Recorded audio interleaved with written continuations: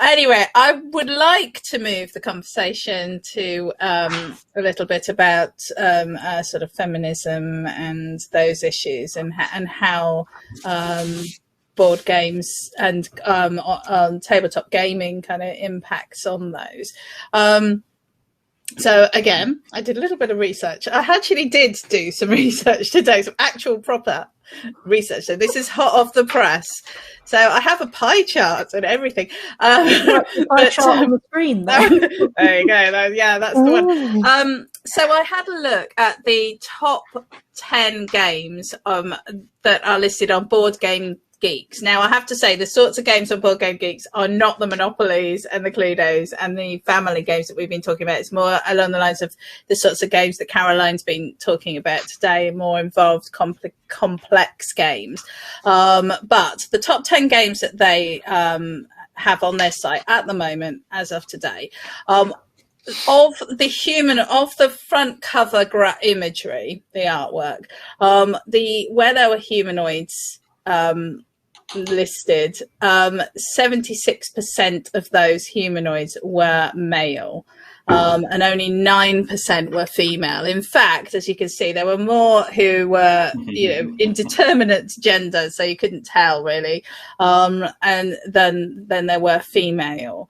And of the boxes, only 2 of the 10 games actually depicted females on the front.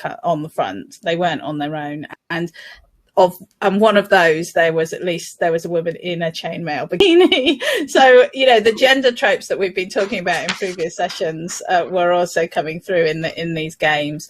And there was actually one box where it had 4 men lined up, and then in the background they had a sort of army scene which was very male dominated, and on the other side they had a sort of town, a sort of Sherlock Holmes London city scene. I didn't get any pictures of these, I'm afraid, but a city scene, and there wasn't one single woman that I could see, and it was a city scene, so that would have been a perfect opportunity to put a woman in.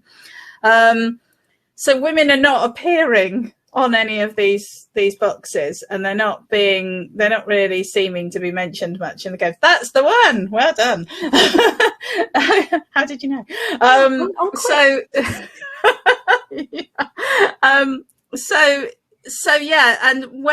when I dug into it a little bit deeper, I found that of those top 10 games, all 10 had male designers. They had designed the game, and only 3 had a female graphic artist as part of a mostly male team. So even I think, Matt, last time we were talking about women in the games industry, being the ones to sort of stand up and say, hey, no, a woman wouldn't dress like that, or that isn't the way, but it's, when you've only got one woman there and the rest are, it's a big group of men, I think it's a lot to expect them to carry that can. So it feels to me like games are very targeted at men and very male in their sort of presentation. When you step outside of the family game and the casual gaming area, have you, in your travels, noticed any of this in your experiences of the games that you've played? I'm going to come to Alex first. Okay.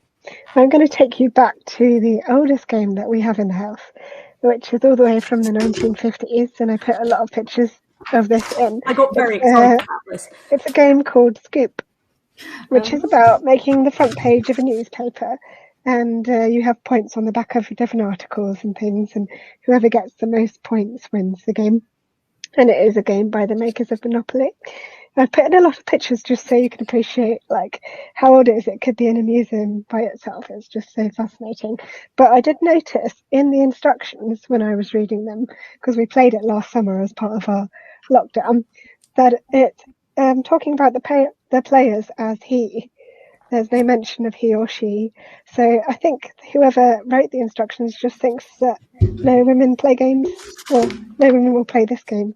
apparently. It's just always a he, which I thought was rather telling, really.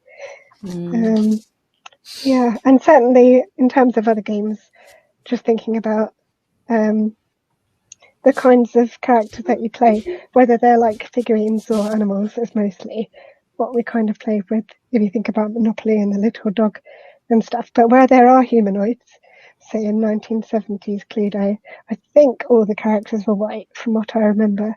There's no sort of diversity there or anything, really. No.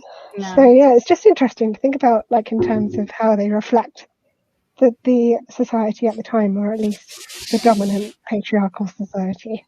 And then when you have like, or as you said, you were saying earlier about that you have all the board games from previous generations, and that's what's available to you when you go, round to your, grandparents' houses or whatever. And so it's not like, oh, you can just, that's in the past. We are still being exposed to that gender stereotyping, aren't we? Even though it may well be of its time. Yeah. I mean, I've definitely come across a lot of instruction. I think Ghost Stories was one of them, where it just referred to he all the way through. There was never any other reference, even though the characters were very genderless. That, I would say, is my biggest moan generally, is that I can't, in an industry that claims it's like progressive and in some ways, and I'll talk about the thing, but every single bloody rules instruction I read, even in really geeky modern board games, says he, or at very best they say he/she, but there is no reason you can't just use they. The player does this, they then do this, they must take a card. There is nothing wrong with just using a nice gender neutral language there, rather than wanting to make it jarring, because it is jarring to me. I'm usually the one reading the rules, and it says he, and I'm like, well, I'm not a he, I don't want to do that. Sorry. It does. I think it does, yeah. Sorry, go on, Matt. I was going to say, seeing so much of the bullshit that the assholes who hate transgender people go on about pronouns, saying, "Oh, just say he or she." Blah, blah, blah. The pronouns they and them, that concept of anyone could be called they on them, is one of the coolest, like, literary things I've ever seen. Just the fact that it just blew my mind that you go, oh, who's that person over there? So, oh, they're the friend of that person over there. And it's just, they and them can just make sense for anyone. And so it just, on an intellectual level, as well as being on a moral and just intersectional human being level, people's rejection of just going they or them, as if it's it's an affront on them, and and on them makes it all about them. Yeah. And I wanted to shout that from the rooftops for so long. Oh, that's yeah. Caroline, did you have anything else you wanted to